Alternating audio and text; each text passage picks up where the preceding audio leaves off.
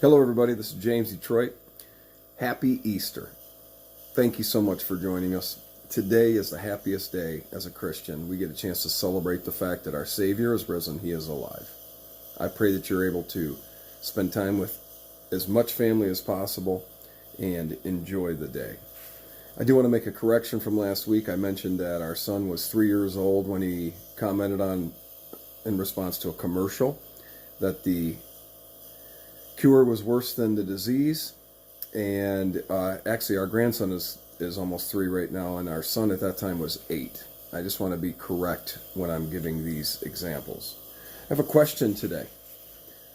Are economists and academia, with the obvious assistance from the mainstream media, to blame for our current financial system? Well, I'm going to answer it right now, but I'm going to get into a lot of detail here. We are responsible for this happening. Let's remember that phrase, slowly at first and then all of a sudden. In talking about this pandemic, this virus is real and it needs to be respected. It does not need to be feared. We have a situation 100 years ago where, by all accounts, many more people died. And because of the policy and the procedures that went into place by both a Democratic president in Wilson and a Republican president in Harding, we can look back historically, and this was without understanding antibiotics. This was without understanding our current health system that is still more powerful, with the assistance of private industry, more powerful than anything else in the world. But we did not even consider taking measures such as shutting down the economy, such as having the government send out money to companies and to individuals, because FDR had not become president yet. And that progressive wing, again, the difference between understanding a Democrat and a progressive can be a Republican, just like Teddy Roosevelt was. So 100 years ago, we took a different approach. But the devastation, not just from the pandemic, but the other things that we make worse because human intervention. There's another quote that is so true. If we are willing to give up liberty and freedom for safety, we shall have neither. This is true today. In Michigan today, hundreds of thousands are signing online petitions to end this unreasonable overreach of the governor of Michigan's order. Let's think about this. It is including but not limited to such things as landscaping companies, home improvement departments in the grocery stores and in our places of business, car sales, which the car sale industry in a lot of ways has less human contact than the maintenance of cars. And of course, the maintenance of automobiles is considered essential. How about home building? We see that it's okay to have construction crews on our infrastructure right now, but we can't have it on job sites. I've worked in construction. Most of the time, we're not within 6 feet. My point is that when you start to arbitrarily decide whether or not travel is essential or non-essential and all of these other items, I think we really need to examine, and we need to not sit silently by in this example of an overreach, a tyrannical overreach of government. I want to say thank you right now to law enforcement, because at this time in Michigan, where I live and where I travel for work, the number of police officers I see giving tickets is minimal. I appreciate that. I just wonder how long it lasts, though, because a police officer takes the oath, swears to uphold the Constitution of the United States and the Constitution of the state of Michigan. And I certainly do hope that our government does not ask law enforcement to start writing more tickets, to be even more heavy-handed. So let's talk about both the federal level, the state level, and the local level. I've often said that our local government is our first defense against an overreaching state and federal government. Our state government is our first defense against an overreaching federal government. And I feel like many other people in Michigan that this process is letting us down. I know that the virus kills. I know people that are infected by the virus.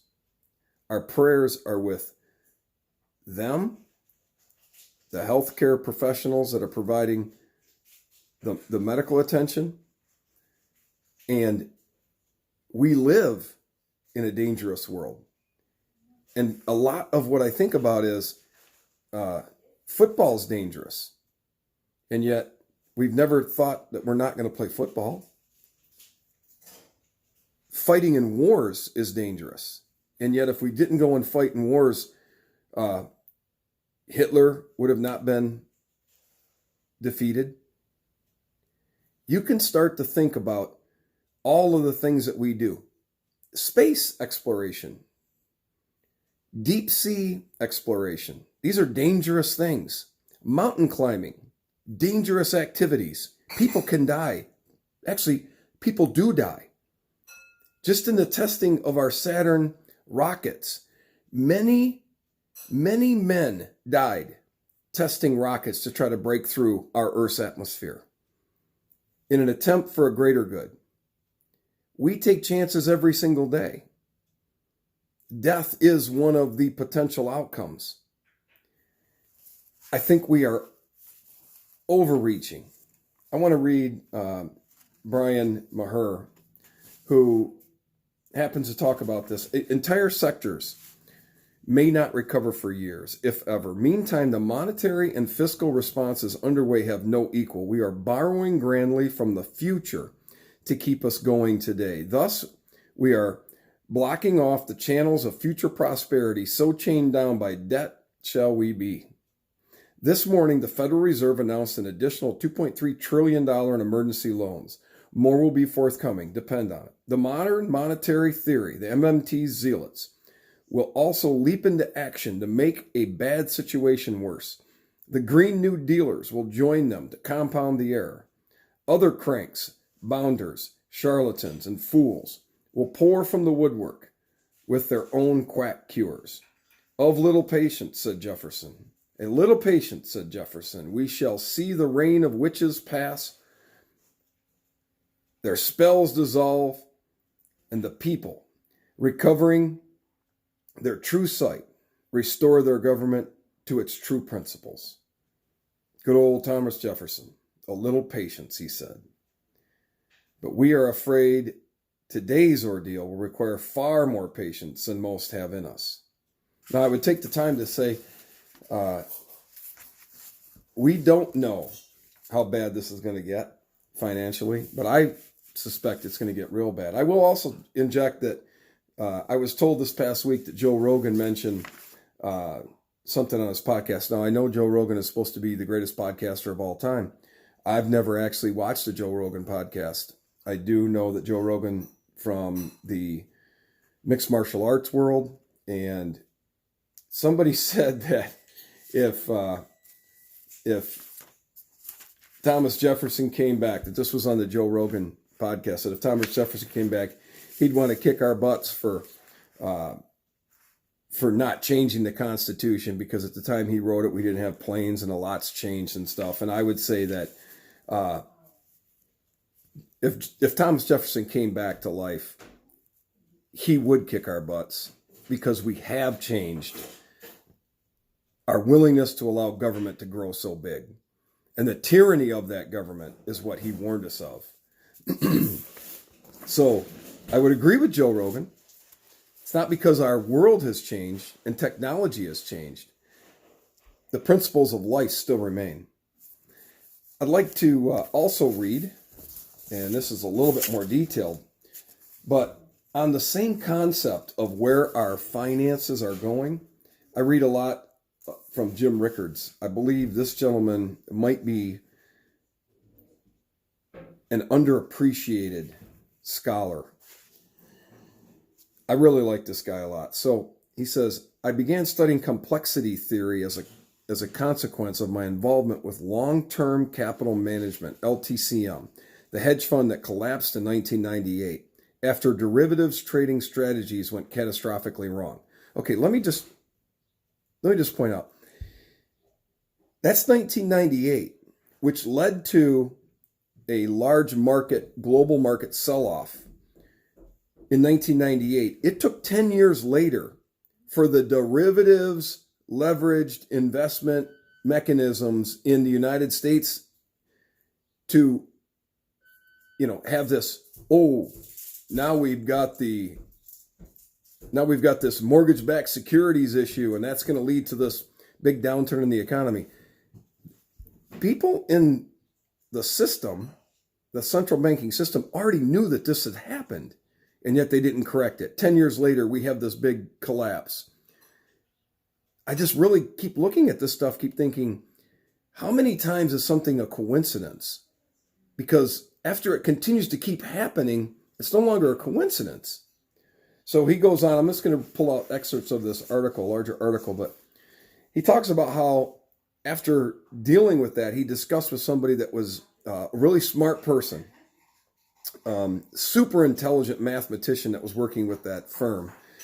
And he asked him, he said, the partner he was chatting with was a true quant with advanced degrees in mathematics. I asked him how all of the trading strategies could have lost money at the same time, despite the fact that they had been uncorrelated in the past. And he shook his head and said, quote, what happened was just incredible. It was a 7 standard deviation event, end quote. So in statistics, a standard deviation is symbolized by the Greek letter sigma. Even non-statisticians would understand that a 7 sigma event sounds rare, but I wanted to know how rare. I consulted some technical sources and discovered that for a daily occurrence, a 7 sigma event would happen less than once every billion years, or less than 5 times in the history of the planet Earth. I knew that my quant partner had the math right, but it was obvious to me his model must be wrong. Extreme events had occurred in markets in 87, 94, and then in 98. They happen every 4 years or so.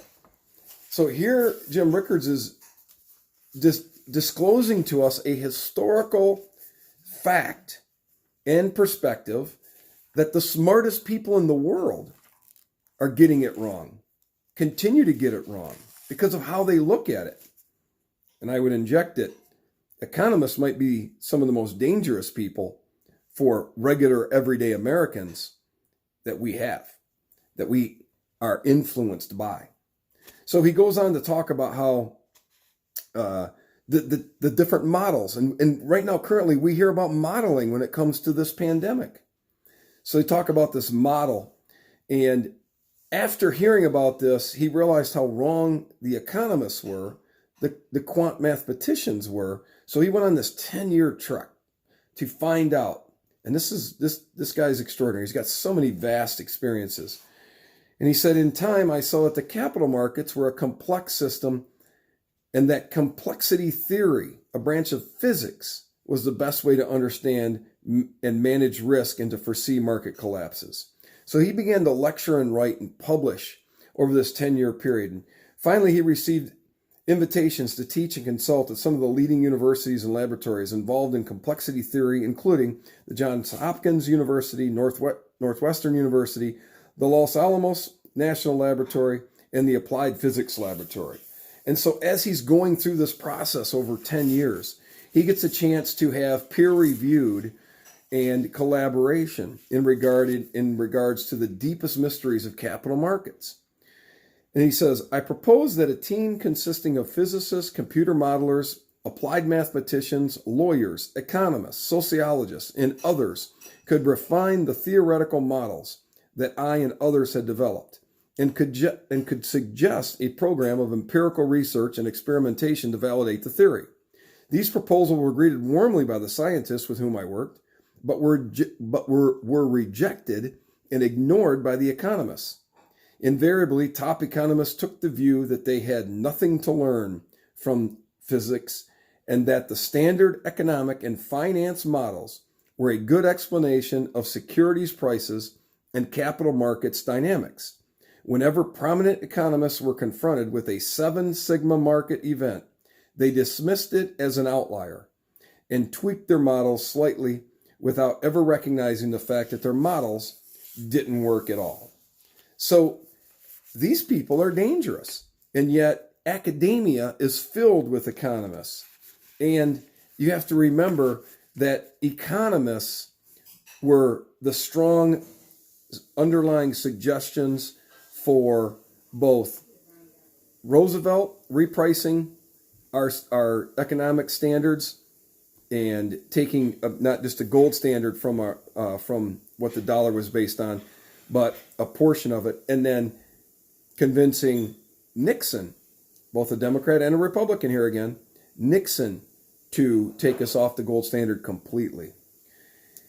And one of the team leaders, though, that Rickards had worked with at Los Alamos, an MIT-educated computer science engineer, gave him a lot of credit for combining his knowledge of finance and physics in a way that might unlock the mysteries of what caused financial markets to collapse. And he said, this credit goes against what Wall Street stands for. This approach stands in stark contrast to the standard equilibrium models the Fed and other mainstream analysts use. An equilibrium model like the Fed uses in its economic forecasting basically says that the world runs like a clock. Every now and then, according to the model, there's some perturbation and the system gets knocked out of equilibrium. Then all you do is apply policy and push it back into equilibrium. It's like winding up the clock again. That's a shorthand way of describing what an equilibrium model is. These things aren't working, and yet we continue to allow our legislation, our elected officials buy into these models. Unfortunately, that is not the way the world works. Complexity theory and complex dynamics explains it much better. Distress in one area of financial markets spread to other seemingly unrelated areas of financial markets. In fact, the mathematics of financial contagion are exactly like the mathematics of disease or virus contagion. That's why they call it contagion. One resembles the other in terms of how it's spread. And you can consider it like it's the avalanche and the snowflake. Which snowflake causes the avalanche? Simply, it's the instability of the system as a whole. That's the problem. So when I think about risks in the financial system, I don't focus on the single snowflake that will cause the problem. The trigger doesn't matter. In the end, it's not about the snowflakes. It's about the initial critical state conditions that allow the possibility of a chain reaction or an avalanche. The coronavirus was just the snowflake that triggered the current crisis. It's the underlying system that was already in jeopardy. It's an unsafe system. So I switch and I go into catching Yahoo Finance. And this is from April 7th. And it says, the worst is behind us. The most attractive risk reward in years means it's time to buy stocks, Morgan Stanley says on April 7th. So here we are, just about a week later, and I'm wondering how many people really feel like it's a time to get into the stocks. And I know what they'll say. Your feelings will betray you. When you don't feel like it's right, you need to get in. Nothing's changed in this system. This system was in place in 1998 that caused a large global sell-off in equities. This system maintained, even though they knew about it, they maintained this system 2008. The system is still the same. The Fed thinks they can continue to throw money at it. The Treasury's printing. Our elected officials are buying into it because it's padding their pockets. So Bill Bonner is one of my favorite authors. I like his writing style. This is just a segment of, he said, this mad experiment. Of course, the feds won't sit still while these remarkable things are all happening. They will make them worse. That is what the second part of this mad experiment is all about. And it's where the biggest losses will occur. The feds are trying to disprove Say's law, which tells us that real wealth comes from producing things, not from money. Whether locking down the economy made sense epidemiologically or not, we don't know, but it surely magnified the nation's real losses. Now, the feds claim to be making up for those losses by showering the economy with helicopter money, trillions of dollars worth of printing press money. Like manna from heaven, it is dropped on the just as well as the unjust, the prudent as well as the reckless, the unemployed as well as those still with jobs. On those who need the money and those who don't, everyone gets something. 7 out of 10 small businesses are already in line for the $350 billion giveaway they were promised back in March. And big businesses have their lobbyists all over Washington, eager for their piece of the Fed's $2 trillion plus relief package. But while the feds may be able to fake out investors and boost stock prices with fake money can't produce real wealth. Because Say's law says real wealth is not money, it's the exchange of goods and services, something that is produced.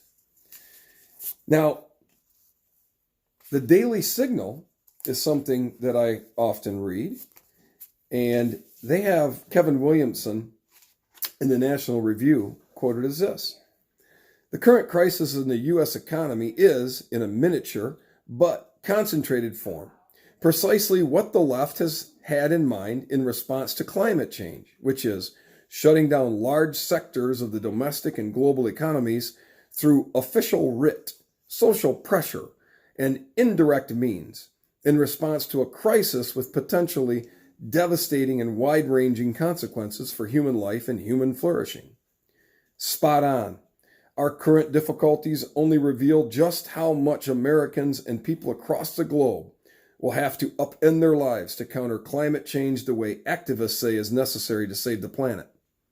And at the same time, we have an Indonesia volcano that is the longest volcanic eruption on record in the last 2 years. Scientists are going to tell us at some point how much carbon emission was released into the Earth's atmosphere.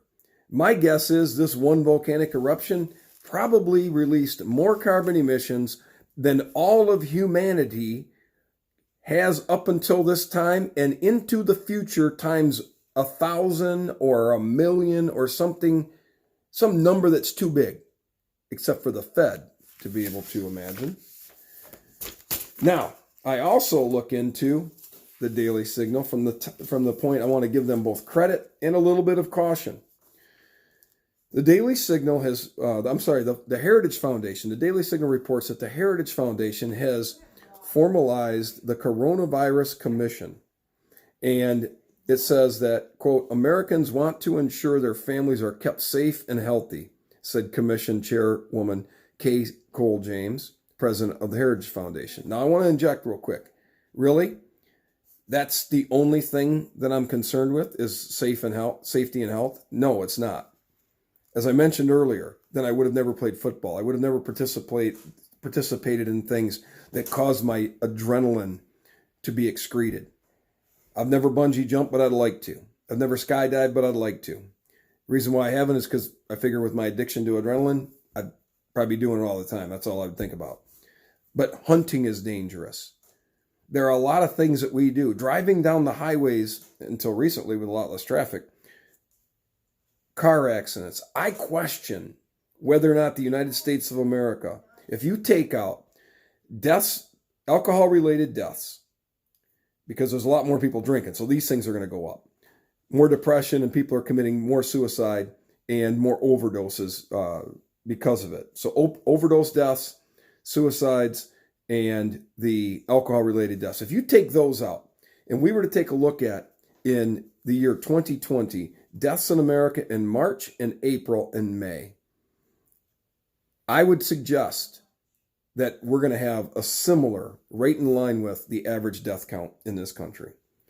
But the chairwoman of the commission had published this coronavirus commission on how we're going to get back to work. And the 5 phases outlined are this: return to a more normal level of business activity at the regional level based on scientific data. Okay. Open where possible, closed where necessary. That's pretty much what it's saying. Slow the spread of the coronavirus while expanding testing, reporting, and contact tracing. Okay. You start talking about contact tracing, I start getting a little bit concerned. Continue to build the science. All right, let's keep working into this thing because we can defeat it. Establish U.S. leadership in leading the free world in economic recovery. Let's go. I'm in. And reduce future risks of pandemics. The commission agrees that it is critically important to build the American people's confidence that they can safely return to some semblance of normal soon. Well, I just mentioned our inability to have our what we should have is a lack of confidence in economists and what they tell us about the markets. We've already experienced a lot how the science has lied to us in regards to this pandemic and the misinformation. Wear face masks, don't wear face masks. I know that Dr. Fauci in the middle of February was telling everybody that Americans don't have anything to worry about with this virus based on the information that he was receiving. So science and the globe is so interconnected. Financially, it's interconnected. And from a health standpoint, it's interconnected. So when it breaks down some of these things, it says the 3rd phase would increase and expedite the availability of new diagnostic tests while supporting acceleration of proven therapeutics and vaccines. And the 4th stage in this, establishing the U.S. leadership, will involve implementing risk-informed measures to reestablish international travel while limiting threat reinfection, according to the commission. And it also is suggesting that investing in an international biosurveillance network to detect and contain emerging infectious diseases through coordination and cooperation. Now, the commission, which is set to meet again on April 20th, is accepting suggestions from the public at coronaviruscommission.com, and I've already sent them some suggestions. I have concerns when a conservative-based publication is suggesting biosurveillance network. It scares me because, going back to the original quote, if we are willing to give up liberty and freedom for safety, then we shall receive neither. This is an example of how we can slowly at first, but then all of a sudden lose everything. I just want to say that I'm not an economist, thank goodness, but why would I listen to one right now? I'm also not a scientist, an epidemiologist, or someone that understands this virus on a medical basis, but I read a lot. And I know that we had this huge situation. We weren't going to have enough ventilators. And now the ventilators are actually killing people. And we've got more than enough ventilators. I do know we don't have enough testing. We need the antibody testing, and we need testing that is quick. Thank goodness for private industry and the ability to be able to solve this. I want to say that I'm very consistent. This is the greatest country on the planet. And as much erosion of our personal liberties and our freedoms that have taken place, there's one way to get back to how we can all experience what our country was created to be, and that is through the United States Constitution. The greatest of all time, man-made document, has the answers. We do not need to recreate something else. If you like what you hear today, please share it with somebody else. I thank you for subscribing. I thank you for sharing with someone else. Also, check out the CWC podcast. We started that yesterday. We might even try to get to something today. We're going to try to do it 2 to 3 times a week. And that is a little bit more of a format of a discussion that we can have. And I just hope everybody enjoys Easter Sunday. And we are so thankful for our salvation through Christ. Thank you so much. I'm James Detroit, and I'm out.